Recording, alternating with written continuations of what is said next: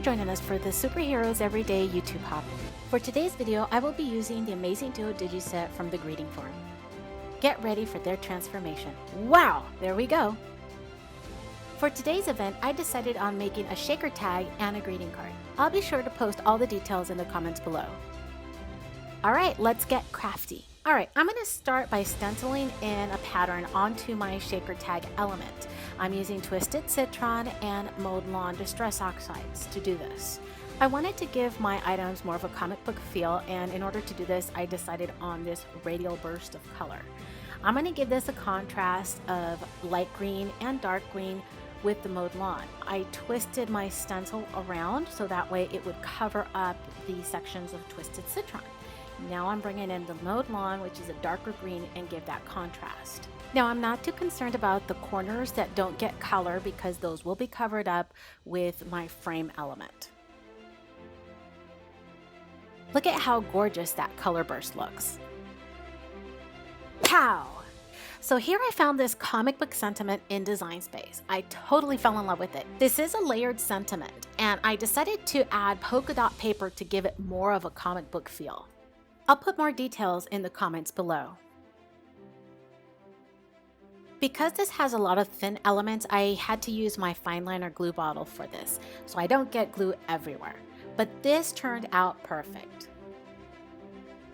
So here you see my superhero as the sentiment. I use my foil quill for this, which is actually a great tool.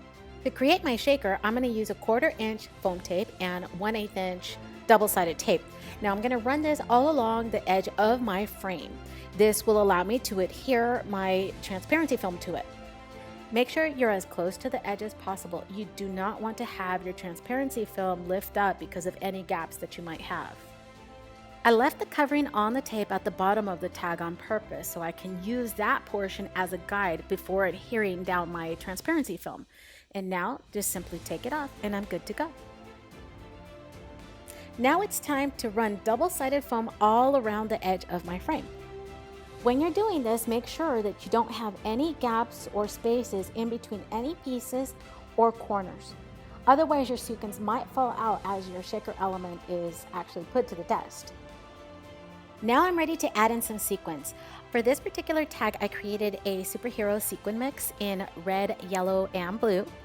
This also has some beads for added sound. Now I'm going to add quite a bit more here because this is a large tag and it's going to need all that activity going on to make some sound. I'm now ready to seal in my sequins. I want to make sure that they stay at the center of the tag while I tape down my frame. Just be careful. I like to line up the bottom in order to do this. And there we go. It's set. Now we have to add in our other embellishments. The first one is going to be my POW sentiment. I want to make sure that I adhere this utilizing double-sided foam tape. I'm going to stick this right in the middle of my tag to cover up that blank space in the middle of the radial background. Wow, I love how that looks. Alright, time to move on to the sentiment. I'm going to use double-sided tape for this and make sure that I don't add any tape to where it's going to hang over the edge. Having the sentiment over on the left side allows me space to add my character. Now I'm going to use double-sided foam tape for this one in order to make sure that it stands off from the background. I want to make sure that I don't cover any of the sides that are also going to hang over the edge. I also found some really cute comic book embellishments. These are printable images from Design Space. I'm going to use double-sided foam tape in order to mount these onto my tag. I'm just going to scatter them here and there. In place of regular ribbon, I decided to go with tulle to kind of give it that kind of puffy look and keep that radial coloring kind of going here. I pulled it through and then tied it off with some baker's twine instead of creating a traditional knot. And this will keep my tulle in place. In order to keep the cut straight on my tool, I made sure I used fabric scissors. This turned out perfect.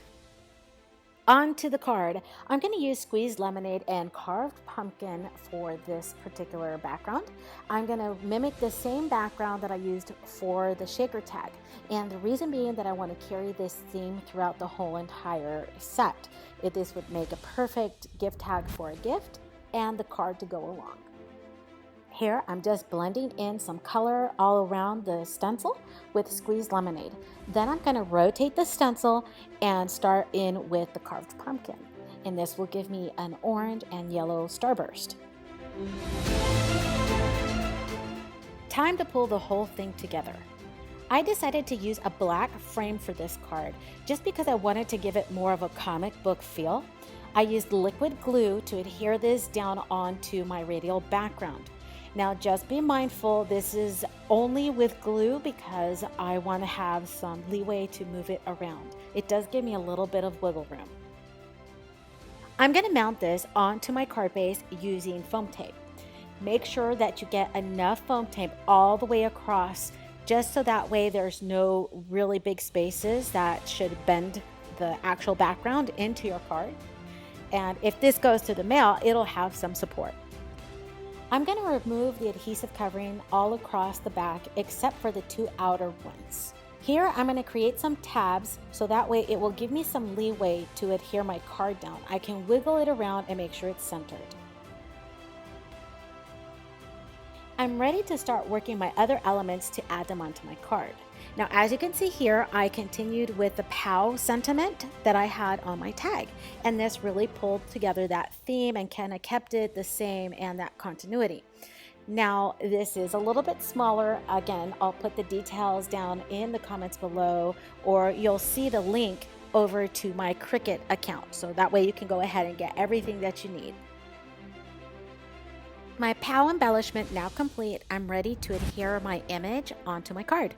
Now this little guy is going to be adhered using foam tape. His head is big enough to cover that blank space in the middle, so that's exactly what I'm going to do.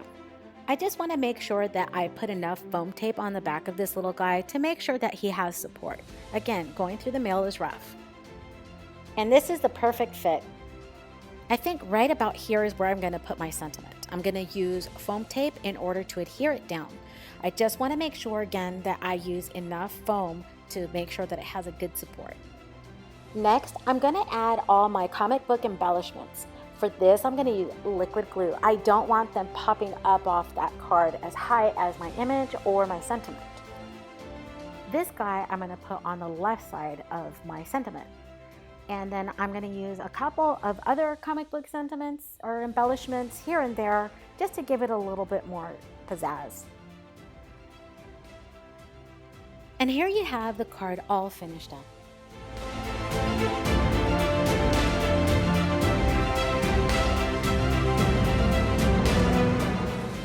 Go to the comments below and click on the link for the next video on the hop. Don't forget to subscribe, like, and comment for your chance to win. For more videos and tutorials like these, don't forget to subscribe. Visit the blog for more information at www.HeartcraftPaper.com.